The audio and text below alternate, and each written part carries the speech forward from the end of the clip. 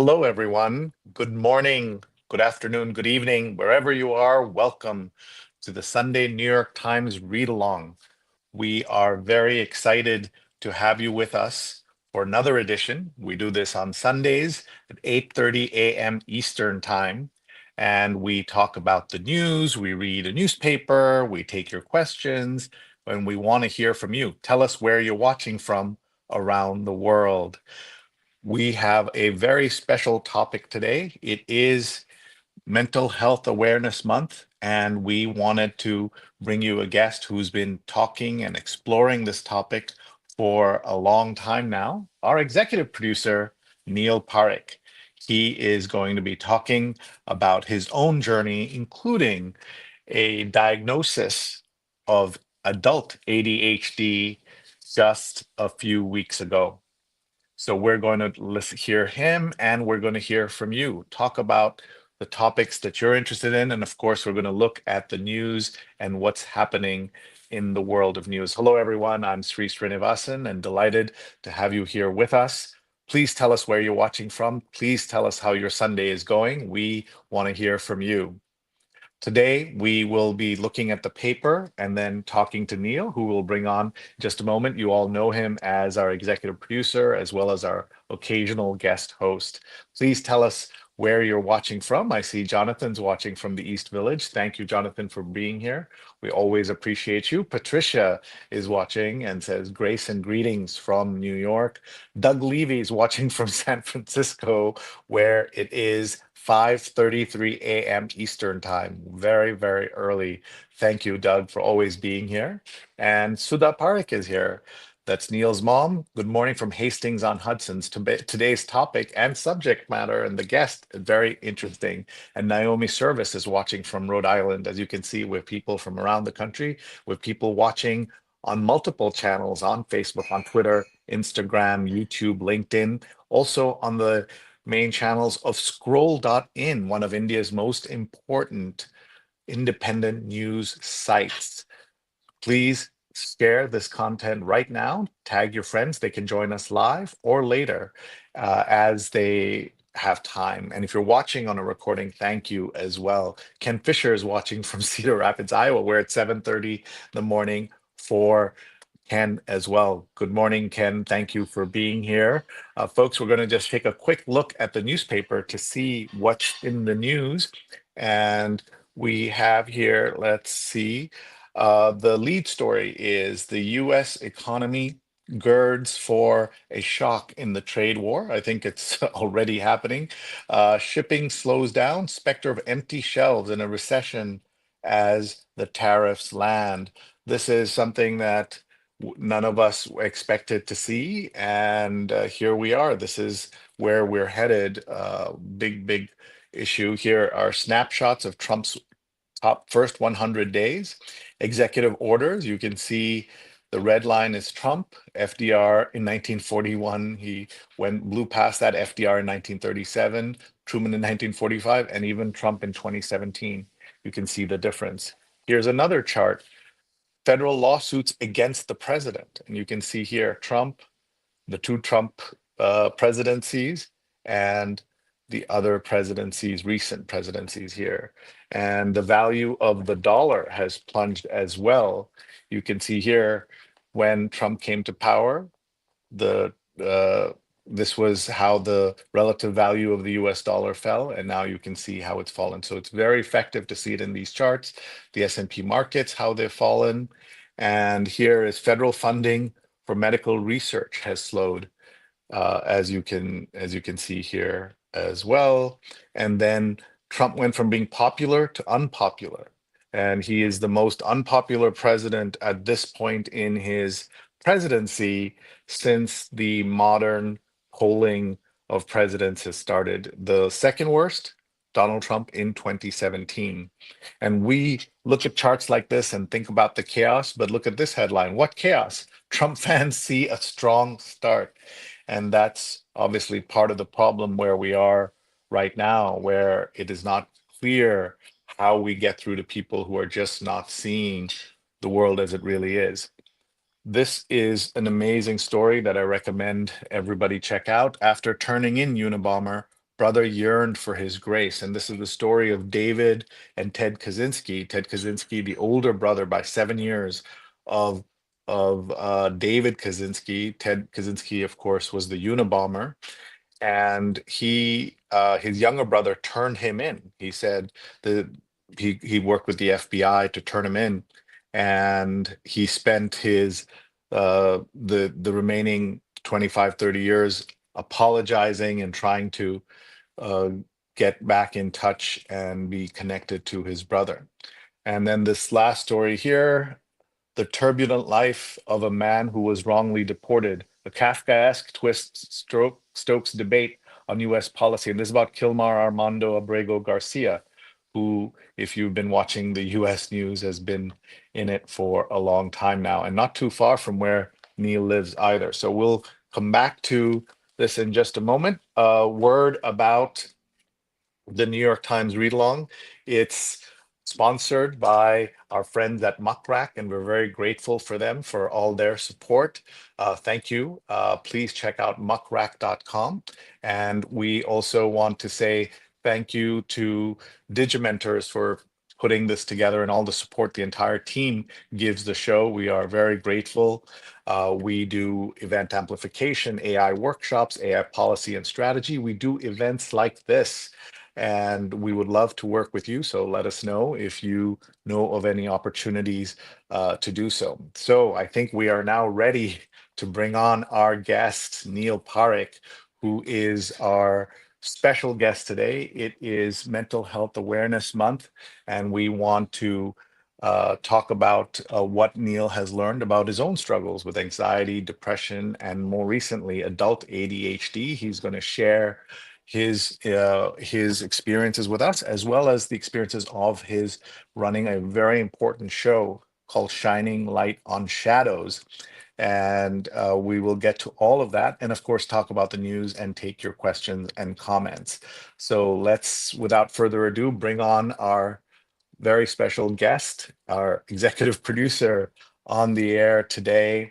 Please welcome Neil Parekh. Hi, Sree. Hey, Neil, how are you? Boy, this is weird.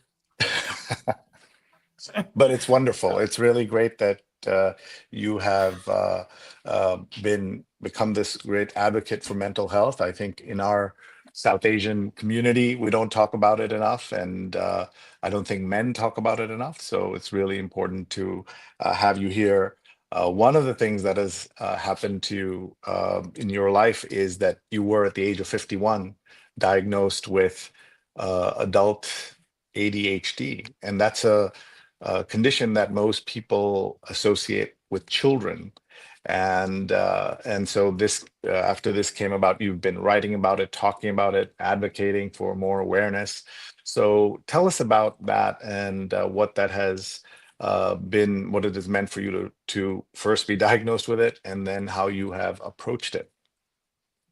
Appreciate that. I will say that the first thing is that it means I don't want to go a moment without saying how much it means to me to be on the show today, talking about mental Mhm. health. Um, you know, having the support of you and Digimentors to not only produce this show, a Shining Light on Shadows, but also the show I did on uh, male survivors of sexual assault. I did that in 2023.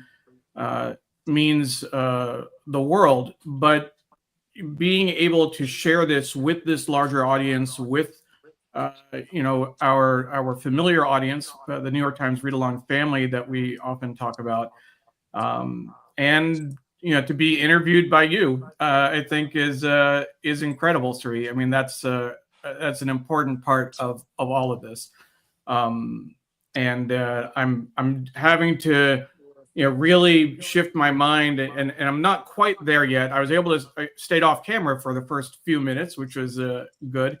But of course, in the background, I'm doing a lot of things I do usually in terms of sharing on Twitter and putting things in different groups. making sure the show keeps going. I was playing a little bit with the tickers as well. As far as this story is concerned, and kind of what my experience has been, I was diagnosed with adult ADHD actually several months ago, Sree, and it took me that long to just talk about it publicly. Um, as much as I've been talking about mental health through the show, and a big shout out to my co-host Dawn Helmrich Newberg, who I wouldn't be able to do it without her, and she is actually watching from Milwaukee at an hour earlier, and it's early in the morning for her. But thank you, Dawn. I appreciate your support. Um, I've been talking about mental health, but when I got the diagnosis about adult ADHD, it changed my world. It changed my whole thinking about it. It was a big deal for me to say last year that I suffer from anxiety and occasional depression, and that I even see a therapist. I was embarrassed to say those words. I never would have said that in any kind of professional context or with colleagues. I was afraid of what people would think of me. I'm still very afraid of what people think of me. And when I got the ADHD diagnosis, it turned everything on its head, because the thinking is that it's not anxiety and depression that I have, it's adult ADHD, and the result is anxiety and depression. And I didn't at first feel that, wow, I got this diagnosis, and it's great to have an explanation. It's great to have a understanding of what's going on. It wasn't that kind of an epiphany for me. It was more of a, oh, wow, adult ADHD. What the heck does that mean? How does that, like?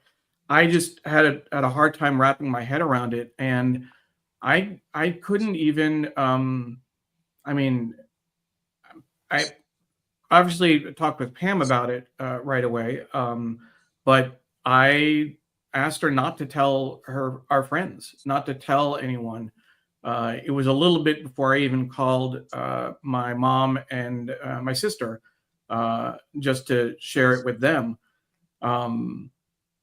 And so over the last several months, what I did is, after I did got the testing done, I went through some coaching with this company that did the testing. I liked what they offered, and it's this group, Calibrate ADHD. I'm going to put their slide on the screen real quick, Sree.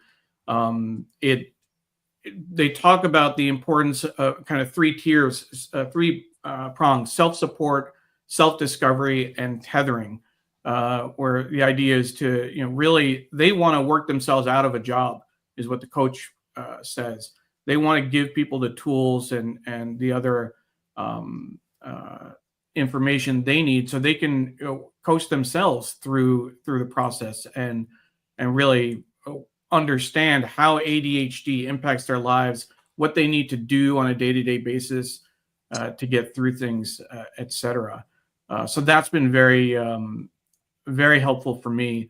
I do want to share one analogy, Sree, that someone shared in a group session we had recently, and it's interesting. Is the idea of holding on to marbles.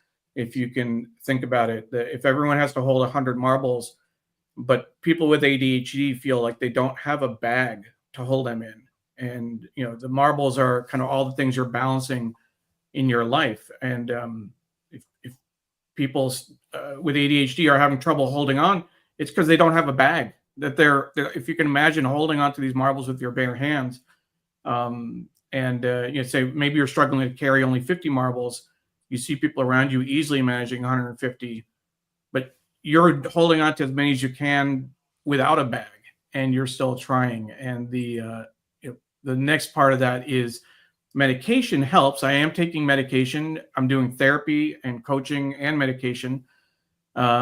but it only helps so much. It's the idea of a bag with a hole in it. And when you drop a ball, when you make a mistake, when you trip on one of the balls that you dropped, the problem is that the whole thing can come crashing down. It's a huge kind of thing, Sri, when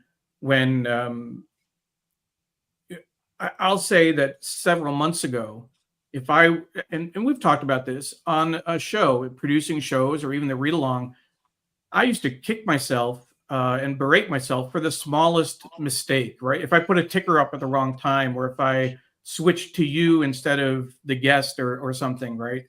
Um, and I think one of the things that I've been able to manage better um, is to not be so hard on myself. And it's something that I tried to actually model better behavior for Emily. That perfectionism is a big part of ADHD, and Mhm. this idea of I didn't want Emily to pick that up, and so I tried to talk about when I made mistakes, but I didn't always believe it. The last several weeks, I've made several mistakes. I've fixed them and I've moved on, and that's been good. Oh, there's a lot to unpack here, but the main thing is Yeah. that people are really proud of you for talking about it. And Stefan Kaplan says, "Good morning and wonderful to be here to support Neil. Sharing is important and insightful info and story." Chris Gorman's watching from New York. Diane's watching from Margate. And your colleague, Don, is watching from Milwaukee. And I love you, brother, he says. Miriam's watching from Hell's Kitchen. And Diane says, "Thank you for sharing your story." Sujana, Dr. Sujana Chandrasekhar, who we worked with a lot, she's been a guest on the show multiple times. She had an unexpectedly teary last week, and glad to take a breather and think. And you got this, Neil, says Naomi. And Paula says, "Thank you for your candor and courage," from Tallahassee. Debbie's watching from Arlington, and Patricia says, "Breaking the barriers. Thank you. The stigma has to stop." So that's really good. And your mom is proud for you to share your mental health issues publicly and with friends. As an Indian man, to talk openly requires a lot of guts and confidence. I'm proud of my son. That is so beautifully put, Auntie. Thank you very much. We know it means a lot to Neil and the whole family that you are so supportive. Not every Indian parent would be. Doug says having ADHD is hard because it requires treatment and discipline. However, I've come to appreciate having ADHD. I agree with others who say ADHD is a superpower that enables us to do big things that others cannot. And Debbie says ADHD is associated with creativity and having many engaging ideas. Yeah, both of those are important comments, Sri. I want to go back to Doug's comment for just a moment.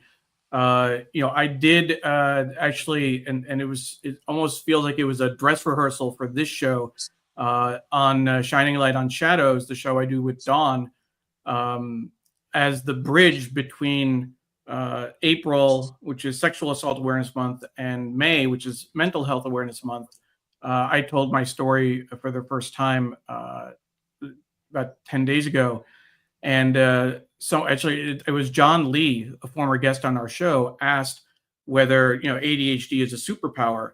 Um, and I think at the time, I said a lot of people think of it as a superpower, just as Doug is talking about. And I haven't quite wrapped my mind around that yet. I'm still trying to understand how it impacts me, and how I can work with it. I think that if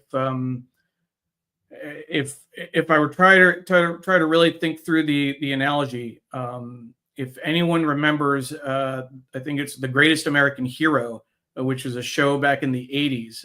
And Sri, I think I see you nodding.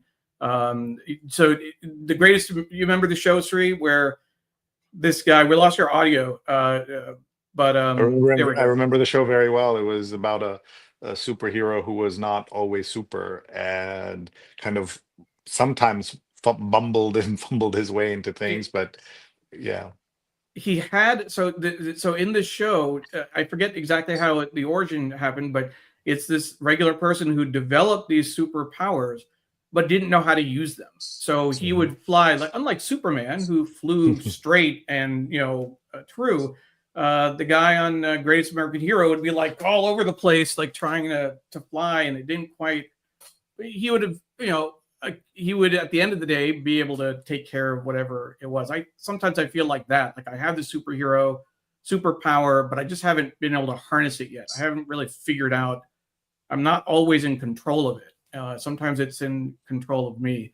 But Doug, thank you for sharing what you did, and I do want to mention that a number of people, after I wrote my blog post last week for the show, a number of people reached out, and it was incredibly affirming. What I wrote was updating my diagnosis at 51. It's adult ADHD and RSD, which is rejection sensitive dysphoria, not anxiety and depression.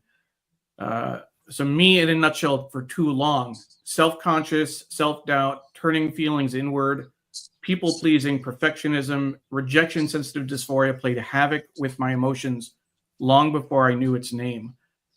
And when I shared that with folks, um, the number of messages I got, the number of comments, it was as affirming as when I first shared that I had been abused by a neighbor when I was 7 years old, and when I first shared that I had anxiety and depression.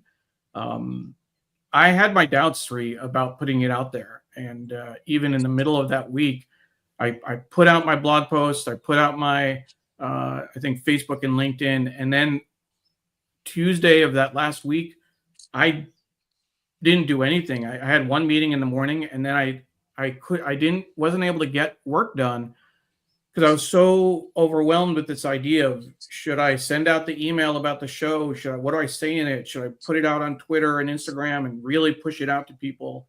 And I was paralyzed with that uh, concern about how people would react. And that's a lot of what rejection sensitive dysphoria is, in terms of being worried about what people will say. It's it can overwhelm, and a lot of these things, people might relate to them even if you don't have ADHD.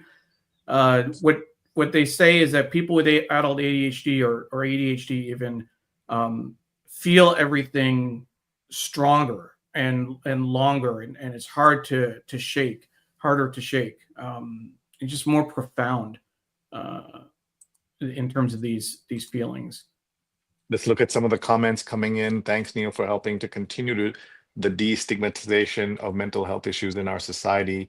Alex Counts saying that so much progress since the 1970s, but still a long way to go. And Dawn is a witness. She says, I've seen such a difference in you, Neil, over the past 6 months. And Dan Foreman, our colleague, says, so important for all of us that you are sharing, Neil. That is really well said. Thank you, Dan.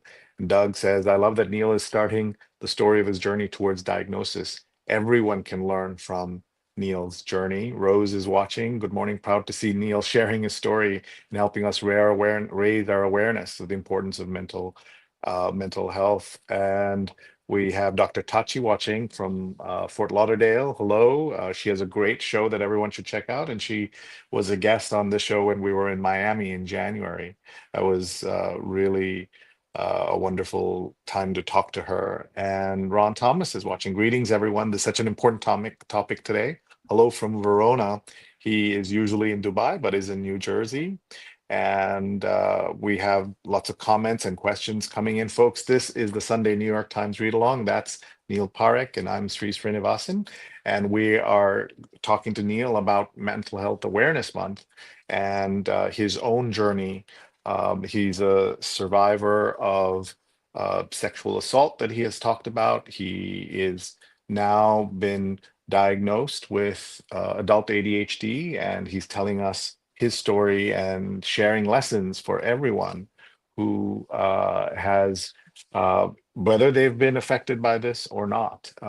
One of the things that might be helpful for folks to understand is what is the difference between getting ADHD later in life versus as children, where people get Ritalin, and there's also all this commentary about how there's too much Ritalin, and young children are being over prescribed all this medication. So talk about that so people can understand, and then we should go back to those charts because there are a couple of Sure. things I want to ask you there as well. But go ahead. And and I will say it's hard for me to take the you can make me a guest on the show, Sree. It's hard to take the producer out of me. I want to make sure we're live on Instagram as well, in terms of all our channels. As far as I'm going to put a slide on the screen. In terms of ADHD, and I can read out some of these symptoms. The National Alliance on Mental Illness talks about ADHD being signs of inattention, signs of hyperactivity, and signs of impulsivity. Oh, And one of the things to note is that I'm still trying to understand it myself, but my concern, and I think my bias, was that people associate ADHD with the 10-year-old, usually a boy, bouncing off the walls who can't control themselves. And for adults, a lot of adult ADHD actually presents as not just hyper activity or inability to focus, but it's actually hyper focus. So if you think of it as on a scale of 0 to 100, oftentimes you'll have people with adult ADHD function. If this is like a midpoint 50, they're functioning at like 90 or 95 or 100. Very productive, hyper focused, getting a lot done. But then when they're not, it flips all the way back to like 10 or 5. It's either like people talk about race car brain, or just like either you're stopped or going. Like there's no in between. There's no regulation. Where most people, at least the theory is that most people live their life in this middle cone between 40 and 60. If they're at 60 level of production, and if they slow down, maybe they're at 40. But people with ADHD are more on the extremes, and of course, it plays out differently for everybody. And for some people, it's a question of figuring out what medication works and what dosage. I don't know. I can't say that what role the medication has played, because I've been in therapy for years, so I continue with that. I added the group coaching and the sessions with this firm Calibrate ADHD, that I highly recommend in terms of if anyone's interested in their online test as a screener, or like their full test to see whether you have ADHD, but definitely their coaching as well. I can't tell you what's made the difference. Everything together has helped, and I do want to say, Sree, that in addition to the coaching and the and the medication, etc., going through the comments, seeing everyone watching today and showing up, it was hard not to have tears, because this is these are all the people that I have spent the last 7.5 years with every Sunday morning, and even folks who weren't able to watch, but the emails I got from folks. If it's okay, I'll throw out some names that really stand out. People like George Vesey, longtime sports columnist of the New York Times, who sent me the most incredible email after seeing my note. Tom Jolly, the print editor of the New York Times, who we have a professional relationship, and I still pinch myself that we know Tom Jolly, that we work with him, that he's been supportive of the show. But the fact that he took time to send me a very encouraging and supportive note, it's almost too much. I mean, I I don't want to discount support, and certainly from people who are watching, but it means a lot to have the support of my family, my mom and my sister, of course, and Pam.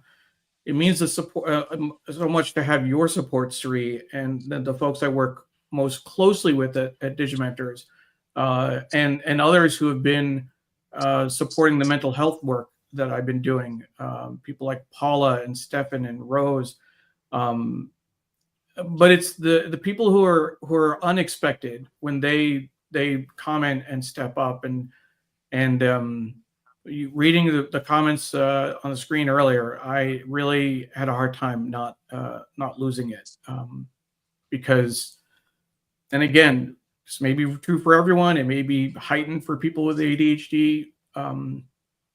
You don't know how people are going to react. You don't know what people are going to think, and um, it they say that people with ADHD, when they're going through their mind, they try and predict the future. They try and predict how people will react, and unfortunately, we get it wrong almost all the time. And I'm glad that I've gotten it wrong. And you can see how Um, much love, how much love there is for you. And Patricia says, amazing story and inspirational.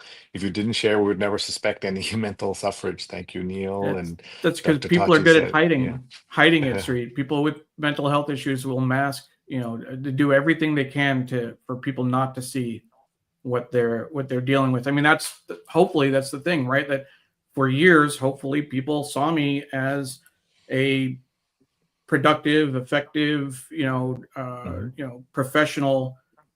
I didn't want them to see any of what I was dealing with, off camera or not in person. Sure. Dr. Tachi says, thank you so much for sharing your story, Neil. And that's so important, that how you've opened doors for others, as your own mom says. And want to give you the chance to talk to your mom for a moment here in public. Thanks. So yeah, this was it's a really important part of it. Whether you have whatever range of mental health issues, or in this case ADHD, um, having the support of people who are closest to you, who've known you, uh, and obviously mom has known me for 51 years, 52 in just a couple of months. Um, it's really that kind of support day in day out, um, means a lot. It's really hard to put into words, but as folks may know, mom watches every show, every read along Sunday morning. Even if I'm not the guest host, she still watches. She watches every Thursday show that we do, even when she's not feeling well. Like last week, she was sick. She was still watched. You know, and that means a lot to always have you there. So thank you, mom. And we are so grateful that she's with us all the time and that she's with you all the time. Let's see, Jonathan saying that I looked at the list that you shared, and since I matched more than half of them, went for a comprehensive test, which resulted in a 75% score. I'm now going for a more serious, in-depth consultation. So that shows you the power of sharing and people getting to know. What have you found about the South Asian community? Have the work that you've been doing, has that helped open some doors for folks? And then men in general, obviously we're seeing men here respond really well, but talk about both of those if you can. Yeah, one of the things that we've done with Shining Light on Shadows, is, we've had a range of different guests and different topics. We've been, I guess, both intentional and not intentional in a certain way. We've kept a very open mind about what kinds of topics we wanted to cover. We've had people who are experiencing their own uh, mental health challenges. We've had parents talk about their their kids. We've also had advocates. We've had therapists on the show. I want to give a special shout out just in terms of talking about the Indian community, the South Asian community. We had two folks that you know very well, part of the Sreenaverse, Indira Samani, who has a background in journalism, was one of our earlier guests. She is working on a documentary about her mother, who has experienced severe depression over the last 20 years. And so the idea of having someone in our parents' generation, Sree, talking about their mental health is a huge thing. So that really helped. And so we were able to, one of the things that we were hoping to do with the show is not just raise awareness and talk about these issues, but also create a platform for people to share their experiences. Our good friend Pradnya Haldapur was also on the show recently, and she talked about how mental health plays out in the workplace, and how both as an employee, but also what types of things employers can do, supervisors can do to make it easier for folks. I have to say that we have had several men on the show as well. Brian Miller was one of our first guests. He's the New York Times restaurant critic who was first on the New York Times read along. Legendary New York Times critic. I had dinner with him in Hastings before I did the show this weekend. When we were in New York, Sree, if you remember, this was November of 2023 for an AI workshop that you did. That's when I really started kicking around this idea. And as part of that origin story, I will always go back to the conversation I had with Steve Taylor, who passed away almost 2 months ago now. Drove him home, and he had shared about his mental health challenges. And I said, "Hey, Steve, what if I did this show on mental health? What do you think? Would that work? Would people be interested?" And he couldn't have been more supportive and more encouraging. And he talked about helping to produce the show and possibly be a guest. Unfortunately, that we weren't able to make that work, and he had his own struggles. And as we know, we did a tribute to him on Shining Light on Shadows, and a full tribute here on this show as well back in March.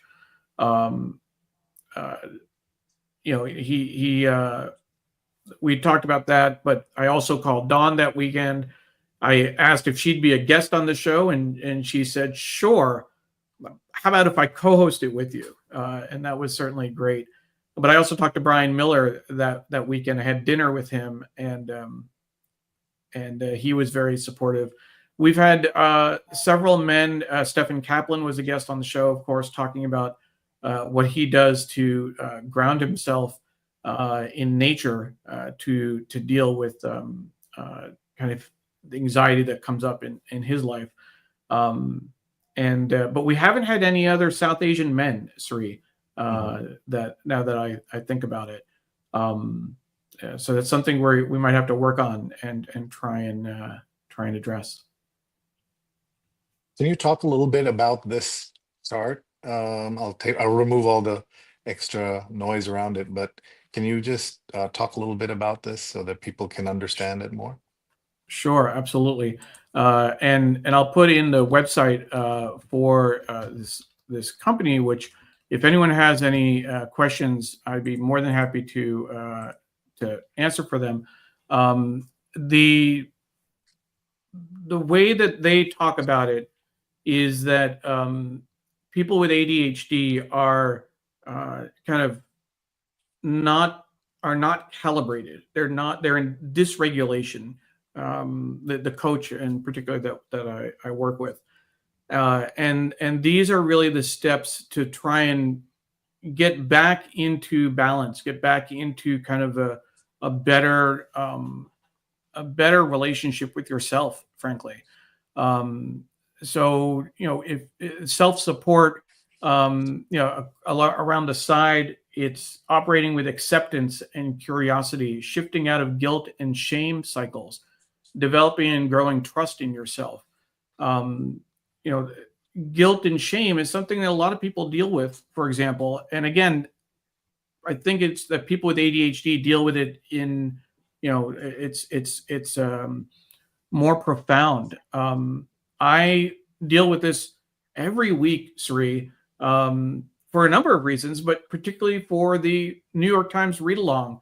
And Paula, longtime producer of the show, was had a front row seat to that often.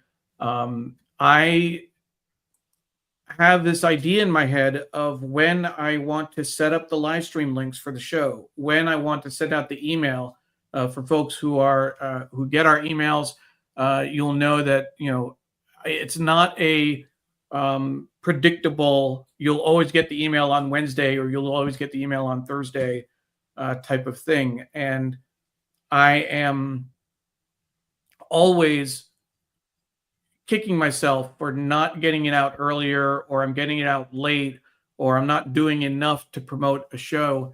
And it's been hard to get around that and kind of realize that it's okay. Whatever I did is it's okay. And actually, the second guest on the show that I did with Candace Sanchez, Unspoken Conversations with Candace. This was a year-long show with male survivors of sexual assault. We talked about mental health in every episode, but I wasn't ready to talk about my own mental health yet. I talked about my own experience with being abused, but not mental health. And our second guest, we were watching the show because we pre-recorded it, and we were watching on a phone call together. And I apologized for not doing enough to promote that month's episode. I felt horrible. And he said, Neil, it's okay. Whatever you did is okay. And we're putting out good content. People will find the show if they need it. It'll be out there for people. And that helped kind of take a little bit of the burden off. But it's something that is hard. I still struggle with that on a regular basis. I understand, and thank you. As Patricia says, as you're talking, it seems more common than uncommon, and you've been amazing. Alex asks, so when you share your condition with people in your life, what kind of responses are the most affirming and supportive to you? That's a great question, Alex. Thank you. And of course, I want to recognize Alex as a former guest on the show as well.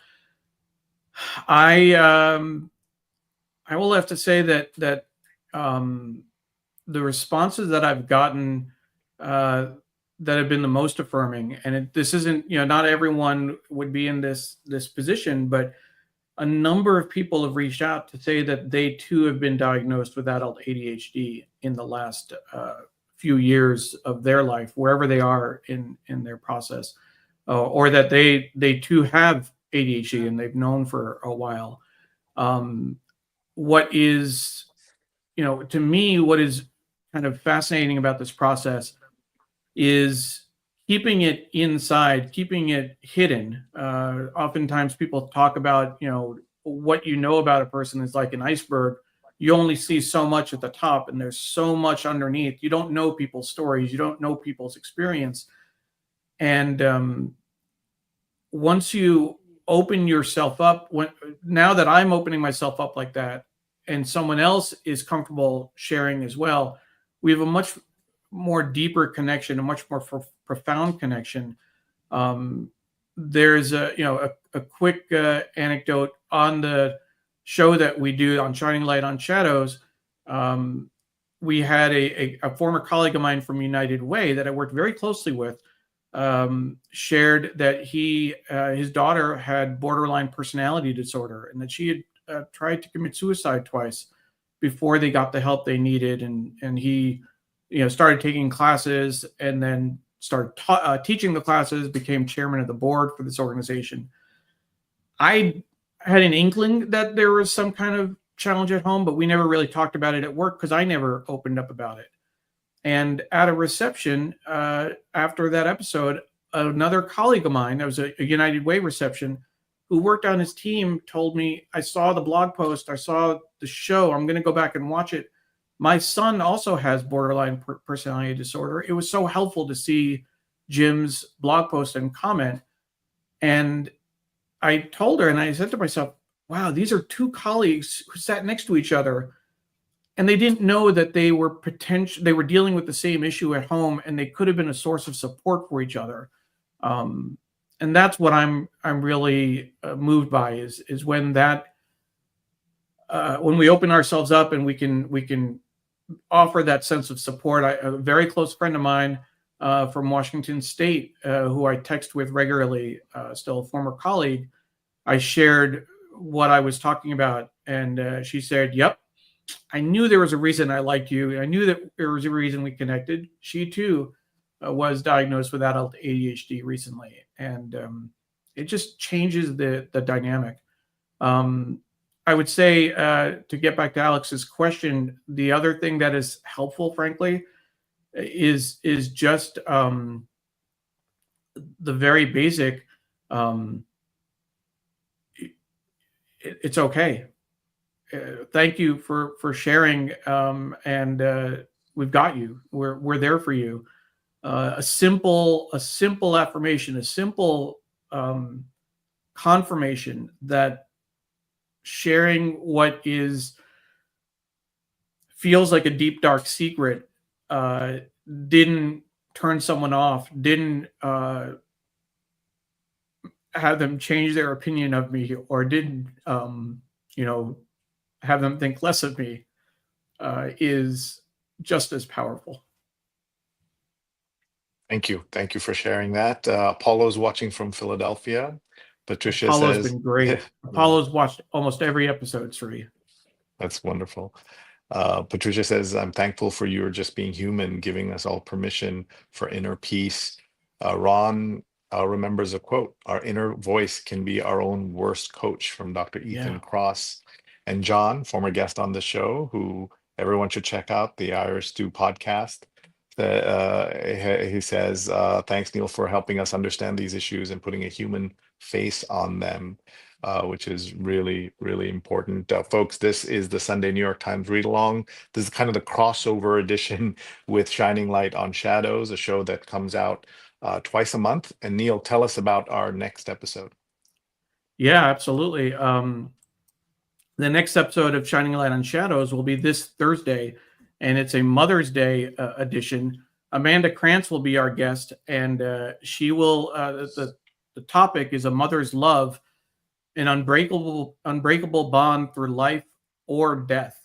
And her personal story: she has 4 older kids, and she had a 5th child that was born at 21 weeks and went straight into the NICU.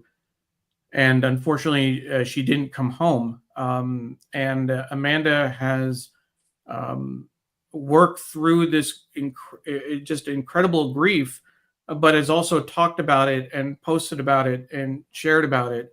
And she's going to share it with our audience.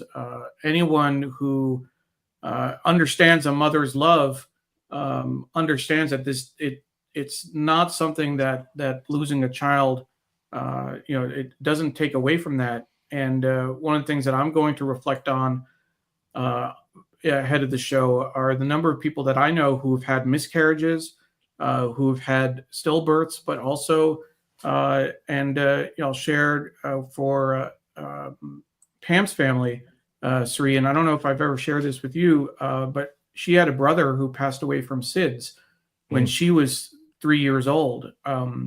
And just seeing her family and kind of knowing that they not only worked through that. A lot of families who lose a child, it impacts their marriage, and they end up breaking up. Her parents not only stayed together, they had another child afterward, which is also very rare. But that loss, even if you take it further, I remember from Washington State, a colleague of mine, I was in a carpool with him, and he shared that one day, his 18-year-old son, they dropped him off at school one day, and he didn't come home. He developed some kind of meningitis uh, between 8 a.m. and 3 p.m. And they got the call that he had died. Mm. And there was no illness, there was nothing that would have predicted that. Um, so Well, it's just, yeah. No, thank you for sharing these. I'll just say, because SIDS is a word you don't hear as often as we did in the yes. 90s. Southern Infant Death Syndrome is the leading cause, even today, of babies between 1 month and 1 year old.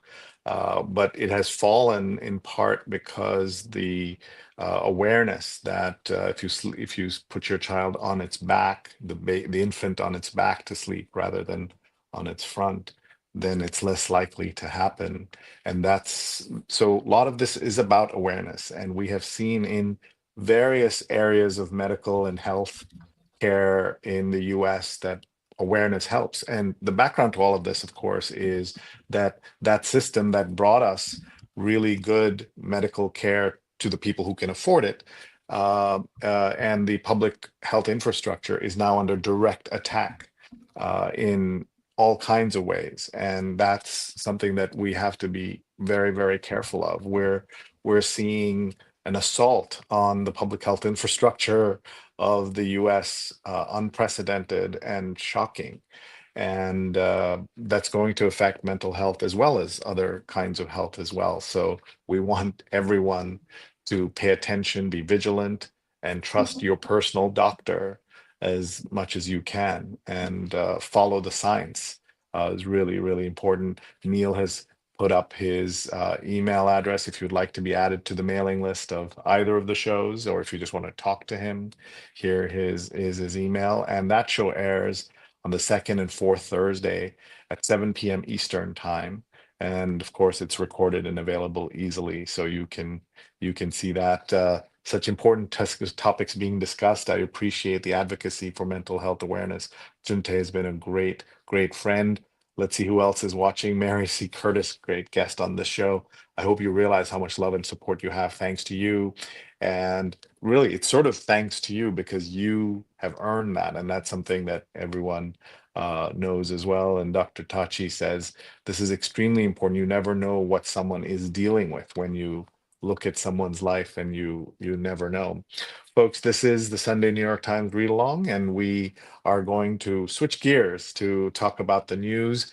One of the things that happens, Neil, as he knows, is when we have guests, we don't get to get into the paper enough.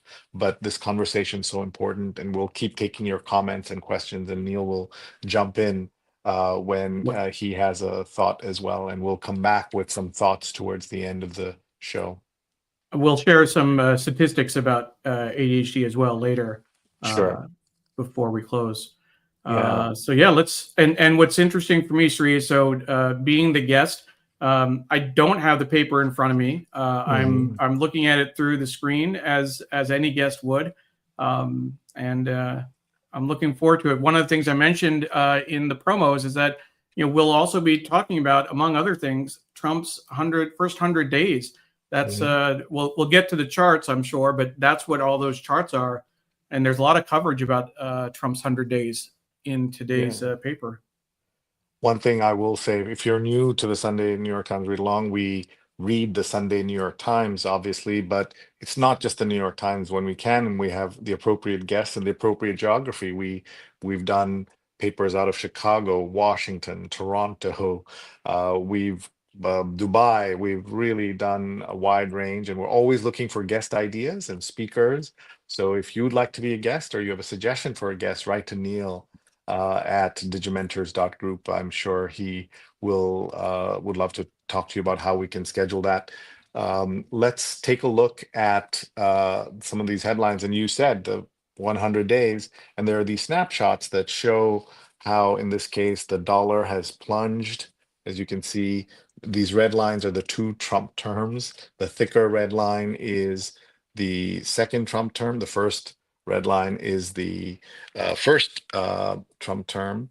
And then you can see executive orders have skyrocketed, federal lawsuits against the president have skyrocketed, and Trump went from being popular to unpopular. And you can see his approval ratings are at the second lowest ever. The lowest was under the first Trump presidency. And NIH funding for competitive grants, all of them are at low, very low, historically low numbers. And the U.S. economy girds for a shock in the trade war. Shipping slows down. I was watching the executive director, Neil, of the Port of Los Angeles, talking about Mm. how because it takes so long for the ships to get here, 4 to 6 weeks from China, this is the week we're going to see a dramatic fall in the number of ships and containers. And without the containers, that's where you're going to have empty store shelves. This And week. Okay. yeah, starting this week, yeah, starting next week, you're going to see it, and it's going to be a problem. But a bigger issue is this headline here. So I think as the rest of us think, what chaos, what awful situation, here's the headline: What chaos? Trump fans see a strong start. So some of us say, oh my God, what terrible chaos. And others say, what chaos at all? It doesn't exist. Trump fans see a strong start.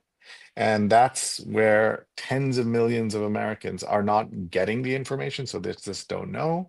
And they just don't want to hear anything about it. And that's part of what we're going to see as we look through the news. And we're talking It, about mental health. Go ahead. I was going to say, Sri, or is it that they don't care? That I mean, at some point, and I think I saw a cartoon where there was like an interview with someone with a MAGA hat on, like from a year from now, saying Joe Biden should have told us more about how bad Trump would have been for the economy. That's why I'm still pro MAGA because Biden didn't do enough or something like that. Like Yeah, yeah. Or Kamala they're not Harris didn't do seeing, enough. That's yeah. I they're don't not think they're seeing it, but experiencing it's it also, yet. yeah. Yeah, one of the big stories in the media this week was a profile of John Fetterman, the Yes. senator. And in that, it turns out that even though he's a Democrat, his father, who only watches Fox News, would loved seeing him on Fox News because he goes on Fox News sometimes, and would send him an attaboy every time he was in there. And that his whole world is shaped by Fox News. And that there are a lot of people in the MAGA world who think Fox News isn't right wing enough, isn't supportive of the Hmm. president enough. Its polls showing a dip in the president's popularity there are now calls for them to fire all their pollsters. So the world that we inhabit, where there's news, there's a variety of voices, you're hearing all of that, is not what most people are hearing. And that's something that is extremely worrying as we go Are forward. we in an echo chamber, Sri? I Oh, mean, is we that are. We Yeah. No, I think that there's no doubt that there is an echo chamber on for everyone because they want to listen to what they can. But are people open? Do they even have the opportunity to hear other things? Do they only see? Because if you watch Fox News and things right of Fox News, and there are such things, Newsmax, OANN, etc., there you don't even get a chance to hear anything else. Like if you watch CNN there or MSNBC or any of the network news channels, you will see criticism of Democrats. You will see uh, discussions of how the Democrats are their popularity is also down very very poorly, but you won't see that in those right-wing things. So that's the difference, I think, when you compare the two types of uh the progressive folks versus folks who are not progressive. and you watched Fox News, at least in the first Mhm. Trump administration, right? Didn't you? Oh yeah, yeah, yeah, yeah, yeah. No, I used to watch it even in the 2000s. I used to watch it just to understand, and so therefore I knew because I was watching Fox News before Obama was elected. Once he was elected, it was clear that things were going to be really bad. And I think a lot of people were surprised by the rise of the Tea Party, for example. But that was all a direct hit on just having Americans elected a black president and the Yeah, anger that generated. it's it's the Let's clapback. keep yeah, and that's where we've seen. Here's a headline: The turbulent life of a man who was wrongly deported, and a Kafkaesque twist stokes debate on U.S. policy. And this is about Kilmar Armando Abrego Garcia, who has been in the news and lots of discussions about him and his future. And this story here is we were talking, this Mental Health Awareness Month, um, a story about the Unabomber and his brother, here seen as young boys. You see Ted Kaczynski, who's 7 years older than his younger brother, David. And David turned in the Unabomber. Yeah. For our younger audience who are not familiar with the story, there is a Netflix uh, uh, show, and there are some documentaries and things that are worth watching. But he was somebody who held kind of universities and tech executives and others uh, under some kind of, it was there was so much worry about the bombings Yeah. over a 25-year period. And his Yeah. brother, so there's the first time his brother has talked about this extensively, discussing this with a New York Times reporter. It's really well put together, and I encourage everybody to take a look at that. Here to help: How to Birdwatch: A Traveler's Guide. These small ways that you can, they the kind of service journalism, as they call it, is here. In 2001, this is a headline from history: For first time, U.S. is excluded from UN Human Rights Panel. In a move that reflected a growing frustration with America's attitude toward international organizations, the U.S. was ousted from the UN Human Rights Commission, the Times reported. And now you fast forward now to the UN, you can see that the US has pulled out of WHO at a time when we really, really need vigilance for the next health outbreak that we will surely have. Let's take a look at what's in the international section. Let's see here. Aloof Macron pulls up stool with regulators for quiet chat, an espresso at the bar of the out of the media glare. That's so interesting. And a book warns that AI can trick you. Here's a twist: AI helped write it. A publisher defends an experiment that proved its thesis. And here is let's see here. By the way, look at this. You're seeing an ad for Google's Workspace and Gemini, AI for every business. So AI is all around us. It's spent, let's see, it spent $58 million for a new cathedral and got just a hole. Ghana project has become a symbol of mismanagement. So Yeah. here are, by the way, uh, lots of ads. I guess it's the auction season, so you're seeing a lot of ads for auctions. These contentious issues could decide who becomes the Pope. And that's a big story, obviously. Been seeing some cartoons, Neil, I don't know if you saw them online, of orange smoke coming out because they're saying that Trump is going to be Well, Pope. And posted, he was asked who should be Pope, and he said, I think I should be Pope. And then he posted a picture of himself dressed like the Pope, and everyone will say he's joking, all of that. But we've seen supporters of his saying, including a Fox Business host and New York Post writer, saying that most Catholics support and have more respect for Trump than they do for the Pope. Like, these are things you would never expect to but hear or see shared by the White House account and other things. Yeah. who who does that? Like, and particularly as from the official account, like how do Mhm. you? I mean, how does it even? I could see someone else doing that. Maybe I could see someone, but like to first of all to even obviously use one of the AI tools to generate that picture. Who's thinking that?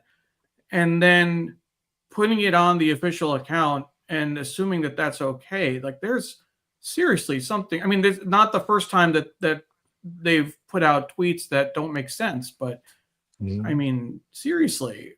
I mean, is the Yeah. next tweet of him as God, pointing from like the Sistine Chapel? Well, he could. I would be surprised if that hasn't happened already. And there are certainly people who would believe that. They say he's an imperfect vessel for what God wants, and those are the religious folks who are supporting him. Prince Harry, says Yeah, he's eager to reconcile with his father, which is a really interesting story in itself. Let's see, some comments have been coming in. Uh, Dr. Tachi says, yeah, he says he's joking. If he could be Pope, he would. Some folks are intent on taking taking a Ferrari to hell. Laura says he's brilliant at getting attention. Here we are looking at a picture of him and talking it's about true. him. It's true. And here's Doug saying the official White House feed has become a pathetic, childish thread of false and embarrassing information. And Doug is an expert on public communication for official accounts, and so I can feel his pain as we're seeing this. By the way, Nirmal, who's been a guest on the show, says I believe truckers will be affected as well by the drop in shipments, and most are pro-Trump, so that's a Yes. segment to watch to see who is affected by the pain that's being inflicted. An interesting point about that is that they also have announced literacy tests in English for truck drivers to be able to Yeah. communicate. They said, but instead of saying literacy, they said literary test, as if that's the same word. And so there are a lot of jokes about, people are going to be quizzed on Dickens and other topics when they.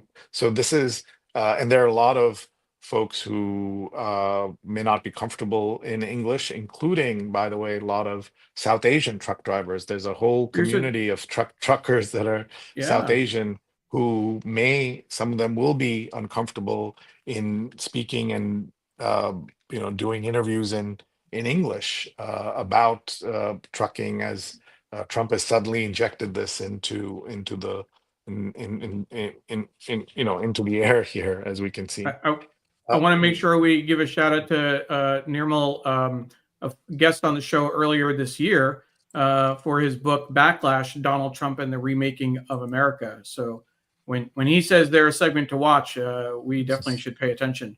Uh, yep, he really knows. Rocked by violence, Druze in Syria agree to disarm militias, and Zelensky rejects call for three-day truce around a Moscow parade, putting Putin's proposal as merely dismissing his proposal as merely a theatrical show. What are these very what's striking that, pictures? They Sri? fled. Yeah, yeah. This is. They fled a torn U.S. long ago. These are people who left the United States for various reasons: the pacifist, the father, the politician, the optimist, pursuit of an authentic life. We'll just read one. Let's see who the optimist who left America. Richard Lem saw Canada as a mythical land of beautiful vistas and a peaceful government. He applied for conscientious objector status in the US, which was meant for people who refused military service during the draft because it was incompatible with their moral or religious beliefs. Among other reasons, he was denied and fled north in 1968. The principal motivation for his leaving was political and moral, said Mr. Lem, a professor, writer, and poet in Charlestown, Prince Edward Island. As for today, he looks at the United States he sees as a deeply polarized society. People are not listening to each other enough and really need to. So this is little portraits of people And who have left the United States for in various the places, including Canada. Yeah. in the top left corner where they introduce this this piece, do they put it in the context of how people are talking about leaving the United States now Yeah, in response to Trump? Is that yeah, explicit? absolutely. Absolutely. Yeah, they're and then they say, many of them uh were Vietnam War resistors, and then what has happened? And then 50 years after war, another retreat. Yeah, By the way, at the one of the things we've learned is that they're also going after refugees. The largest portion of the refugees in America are from Southeast Asia, and they came in the Mom. 70s and 80s, Yeah. and their status is being challenged now. So when we were told that this was all going to be about going after the worst of the worst, people who should not belong here, violent criminals, that is not what is happening, and that's an issue.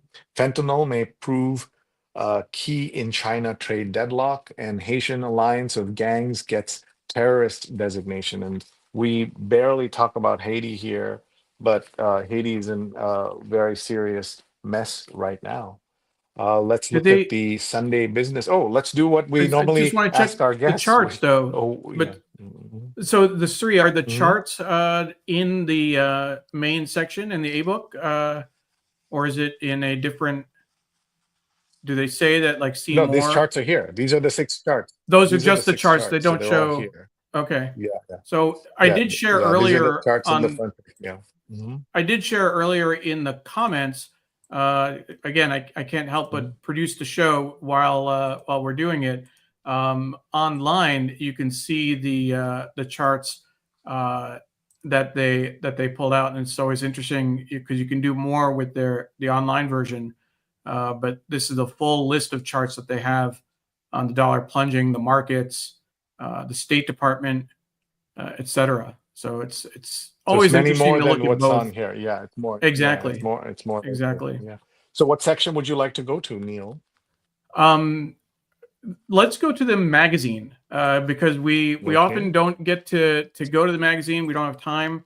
Um, I'm hoping that we might be able to read the poem again after if they're still doing the poem. Yeah. But more We'll than see that, if we can when find it. I Yeah, sure. Look at looked us. really quickly, there Yeah. apparently the magazine has several articles about happiness, um, which I think is interesting. Yeah, dispatches from humanity's obsessive, impossible pursuit of the good life. Happy now is what it says here. So this is the a kind of a happiness, not issue, but that's the cover story. So we will look at that, and here, and look at different sections here. And if we find the poem, we'll definitely read it. Isabel Allende knows you can grieve for a country, and talks about what happened in Chile. I read this interview. It was really powerful. Fear is a Hmm. very pervasive thing that changes a society and changes you inside, is what it says. And definitely we're seeing she received the Presidential Medal of Freedom from Barack Obama in 2014, one of the most influential writers of our time. This is the ethicist. My natural hairdresser uses synthetic chemicals. Can I leave a bad review? Is the question here. And then another, let's see here. A woman I grew up with has a husband who has twice been inappropriate with me in public places. Once at a bar, he suddenly leaned over and stuck his tongue in my ear. Oh And my another God. time at a party I was throwing, he moved to kiss me out of the blue. Both incidents occurred in rooms full of other people, his wife included, but she was not viewing distance either time. I hardly ever see this couple, and I don't know the husband at all. There's no mutual of friend of ours to run this by. What, if anything, should I do? You can see the range of kind of questions that come in. And here's one. I recently used a AI program to create a headshot for my social media accounts. The program asked me to upload several pictures. And this is one of the things that uh, we talk about with this stuff. And I'd be curious to hear your thoughts on this. People said to her, the stunning, crazy, gorgeous. The commentary went on for days. My husband thinks I'm being dishonest for not disclosing that my headshot was generated by AI. So what are your thoughts on that, Neil? It's a fascinating topic, and it's actually something that Emily and I had a long conversation about yesterday in the car going to an event. She's actually she wrote an essay, did some research on AI for school recently, and it's interesting to say, Sree, she is very adamant that we should not be using AI to create content, art, and that type of thing. She's very strongly in the camp that, you know, what AI can do is it can replace writers and artists, and it's going to force people into more menial jobs, things that AI just can't do. I feel, I feel that AI definitely has a role to play, and in this case, generative AI, whether it's artwork, whether it's helping looking at content or research. I think if you're working on something that's written or an artwork, disclosing the source, disclosing the role that AI played is important. But that we have to understand that it's a tool like any other, and it can certainly be abused, and it can certainly be. I would never condone running something through AI and then copy, paste, publish without any acknowledgement. It either has to go through a great deal of editing and massaging by human hands, um, or just be fully credited and say this was written by AI, or written and written by AI and reviewed by a human. Um, but there definitely Makes is a sense. role for it to play. Sure. So we'll just very quickly go through the happiness stories here. Here, there's a formula for happiness, but you won't find it alone. That's interesting I'd love and to an know what important that insight. formula is. Yeah, yeah. I think they want you to read it. Talking to strangers guarantees novelty. It holds the promise of unexpected insight, so you don't know where you're going to get it Yeah. from. And Introverts can't do tips from that. experts. Yeah, tips from experts on finding bliss. Savor life like an astronaut. So this is NASA astronaut Mike Massimino, and the author of Moonshot, used to complain about the weather. Then he went to space. In space, there is no weather, no atmosphere, no seasons, nothing. Now he takes time to savor what's around him. So savor life like an astronaut is one tip. Another is start a weird ritual. Small rituals can add levity and meaning to daily life, says Michael Norton. Okay, that's something you can do. This is in keeping with our topic for today. Set up an emotional first aid kit. Think Mm. about things that reliably soothe you so you can pull them on during rough spots, says Susan Albers. These might include, say, assembling a serotonin playlist to give yourself a lift, or collecting positive emails and screenshots of supportive texts from loved ones that you put in a folder. And you got a lot of those We today, Neil. So we talk about that in our group coaching, the importance of having that folder, having that we do that internally, Sri. We have our own Mhm, for mhm. Digimentors greatest hits that we collect feedback we get from clients and guests. That's an important mechanism to remind yourself when you are questioning, when you're having doubts. Go back to that folder, remind yourself that you do actually you are doing some good work. Excellent. Hang out with younger people is the advice here. And then do a mini version of your favorite vacation activity. So I guess if you love lying in a pool, build one in your in the back of your pickup truck, and then you can do that. So say daily naps, reading novels, family dinners, then try to find a mini version of that. If you loved biking on vacation, start with a weekly bike ride. If you loved exploring, meet a friend in a new town and wander like a tourist. So you don't It's all need great, to be on vacation to have vacation. great My very ideas. depressing week in the happiest country on earth. So this is, I guess, a visit to Denmark. No, Nepal, Bhutan, No, Finland. I don't know. Finland. Finland. I didn't know Finland. I thought it was Denmark or Bhutan. But above Yeah, in the winter, a resident of Helsinki said, "We don't have colors." So you can see here, Helsinki is. And Nirmal is saying, "Listen to uplifting music is the way to go." So this is all about life in Finland. And in Finland, sauna is not a means to an end. I guess sauna is what they do all the I time.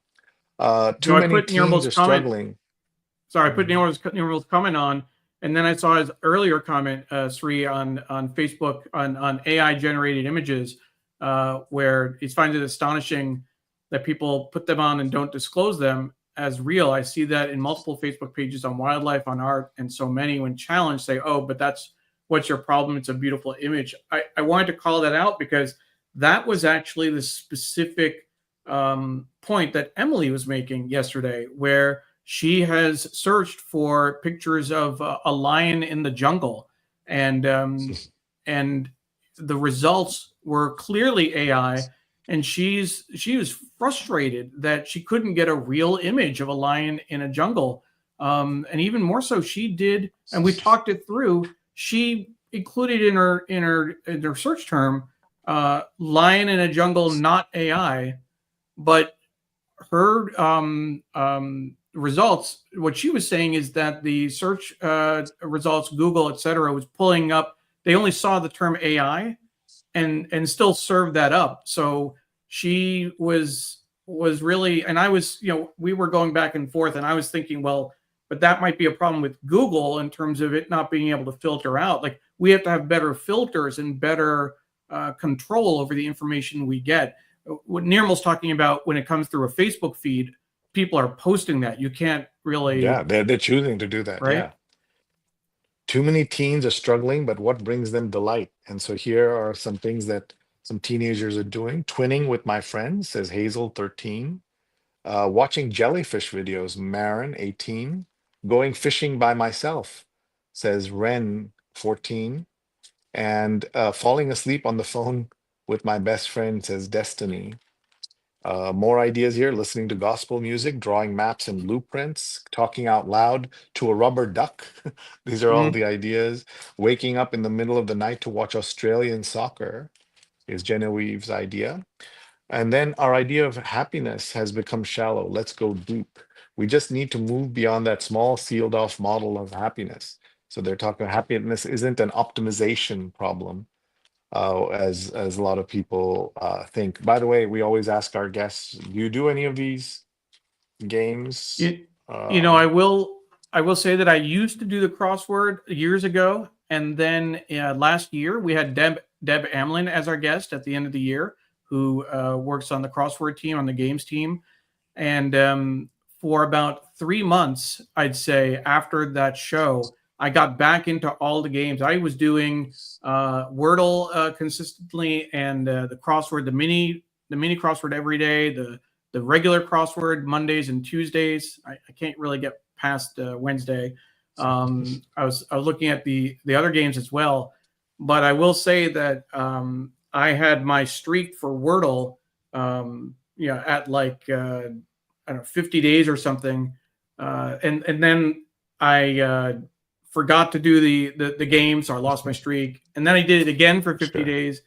But once I broke that streak, I stopped playing again, and that's actually, Sri, I'm going to tie this back to ADHD.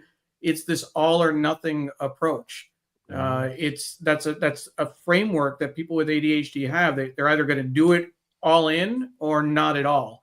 It's like if you have a carton of eggs, if one egg is broken or you break one egg by mistake, you throw out the whole thing, which doesn't necessarily make sense, but that's kind of how people think sometimes. What's Christopher saying? Christopher Anyway, saying dance that there's enthusiast. a, for dance enthusiasts watching today, there's a nice review of Urban Stomp Dreams and Defiance on the dance floor in today's art section. The show's on view at the Museum of City of New York, where he works. Email Yeah, me if you'd like a tour. Wow, that what a great offer, folks. we, So everyone, please reach out and connect with Chris Gorman. There's his email address. You can see it there. it We was will not it have was time, unfortunately, but here's the Arts and Leisure.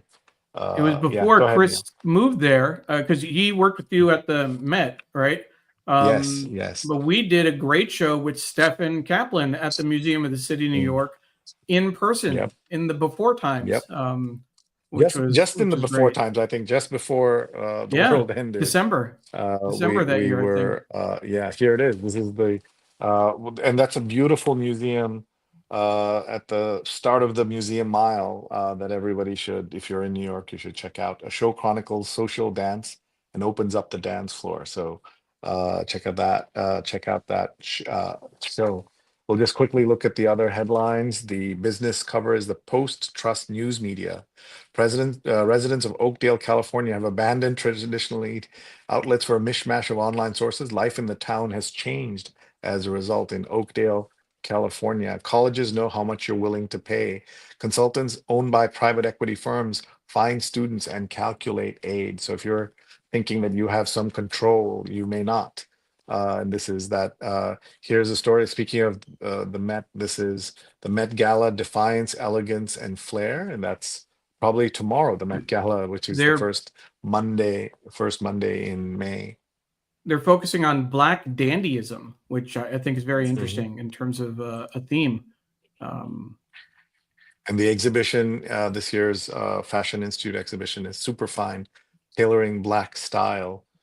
And restaurateur dishes on himself in a new memoir. The provocative Keith McNally reviews his life's trajectory. No ordinary cabinet, no ordinary time. 22 people charged with dismantling the government from the inside. And that's the Sunday Opinion cover. So wait, that was not Opinion. What was that? That was, oh, the what's part two. that? There are two Sunday Opinions, part one and part two. Repress Oh dissent, wow. shatter precedents, dismantle oversight, bully the opposition, crush elite institutions, seize executive power, how to sabotage democracy. This is looking at the 100 days, of course. I'll just show you one more thing. Long live the new spelling, the power of words in the book review. Gabe Henry's Enough is Enough, ENUF, about efforts to standardize English orthography, and John McWhorter's Pronoun Trouble, about the little words caught up in our culture wars, find that spelling and usage have never conformed to the rules. And you know how hard it is for non-English speakers to understand English and think of everyday words if you're new to it. So this is some effort as at new spelling, new spelling, long live. So Yeah. you can tell live between live and live, right? If you put an E in there, things like that. But this is hilarious. What's interesting, The I saw a graphic recently that had a whole paragraph. I think this was again in ADHD, where it was all misspelled. The words were all Mhm, wrong, but our mind can read it. I mean, if you know mhm, English, you could still yep. read it because your mind fills in the gaps and knows what to expect. It's an interesting concept. I want to make sure folks know that we won't be having a show next week because of Mother's Day. Um, it's May 11th, so we're going to take the time with our respective mothers. So our mothers, sorry, our wives who are mothers. I won't be in New York. Sree, of course. I'm sorry, your mother is no longer with us. So sorry about phrasing it that way. No, no, Um, it's fine. It's also my daughter's graduation, so we're that's going to be right. busy. We're going to be That's busy right. with that. So yeah. So that's Mhm. the no Mother's Day. But after that, we'll be back on May 18th. Stephen Bradley will be our guest, and I didn't update the graphic on that. I'll have to fix that. He is not a guest and mental health advocate. He is a professor of Black Studies at Amherst College and the chair of Black Studies there. He wrote a book, "If We Don't Get It: A People's History of Ferguson." So I'm looking forward to hosting that conversation with him May 18th. And that Um, Sunday is the graduation of my son. The twins are yes, graduating in separate colleges, so we're very excited you and dodged a very bullet grateful. that they're not on the Not same having the weekend. same week. Yeah, yeah, of course. When they were in the same school growing up, we'd be for parent teacher meetings, we'd be running back and forth. Folks, it's 10 o'clock, which means we're at the end of our show, but I want to give Neil a moment or two to kind of wrap up his thoughts on where we are, and as we look at and we're at the beginning of Mental Health Awareness Month, so I want Yeah, to hand this over to Neil. thanks, Sri. Appreciate it. And again, I am so thankful that I had the opportunity to share my story around mental health and adult ADHD on this platform and with with our New York Times read along family, people who I am very close to, even though I haven't met a lot of folks in person, but um, it's part of this effort of reducing the stigma around mental health, around sharing personal stories, and establishing more authentic and deeper connections with people. Um, and I appreciate all of the support. Um, it is still a struggle every day. It was a struggle yesterday. It was a struggle in the middle of the night last night, getting work done. Um, but the more I talk about it and the more I wrap my mind around it, it helps me as well. Even if it helps others, I'm grateful for that. And if people are hear something or reach out, Jonathan said that he got tested, for example. That's even better. I do want to share quickly just a few stats from the CDC. 15.5 million American adults, 6% have been diagnosed with ADHD. About half of them received their diagnosis at age 18 or older. 25% of adults suspect they have undiagnosed ADHD, which I was floored by. I couldn't believe that when I read uh, that stat. Um, a majority, 71% of adults taking medication reported difficulty getting their prescriptions due to lack of availability. And one third of adults are not receiving any type of ADHD treatment.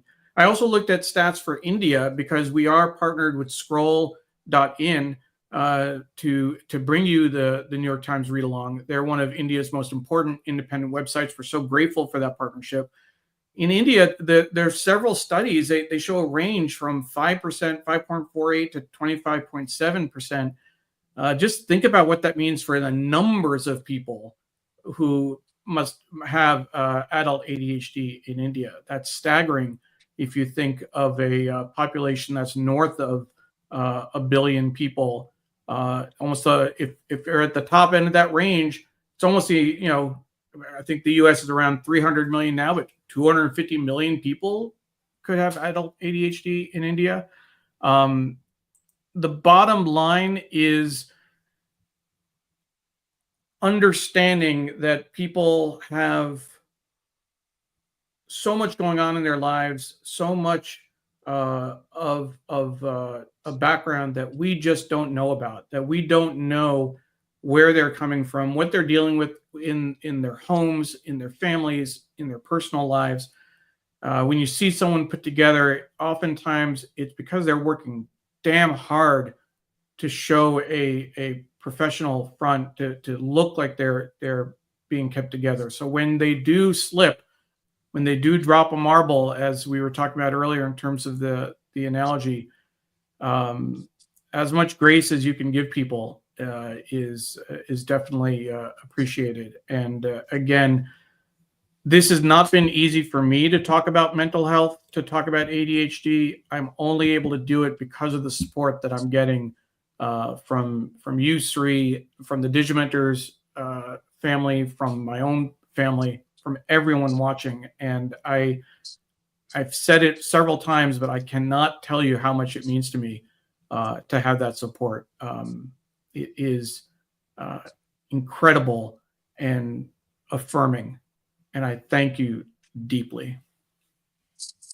Thank you so much, Neil. It's a pleasure to see how you have taken this, what would have been a setback for anyone else, and been really able to use this to power yourself and power through very difficult situations. Nirmal says, great chat as always. Thank you. And mental health is so important and so misunderstood and underreported. Debbie points out it's mental health awareness, Asian American awareness, Jewish heritage awareness month, Yes. all in May. And there may be other things as well. Ron says, thanks so much. Always a master class. And so folks are really grateful here. So thank you so much. And everybody, we will not have a show next week for Mother's Day, but we will be back in 2 weeks for a very important conversation about African American America and what is happening, so that we can all can understand better what's going on. So thank you very much, everybody. And we'll see you, Neil. Thank you very much for another important show. Thanks, everybody. Thank you. Bye-bye.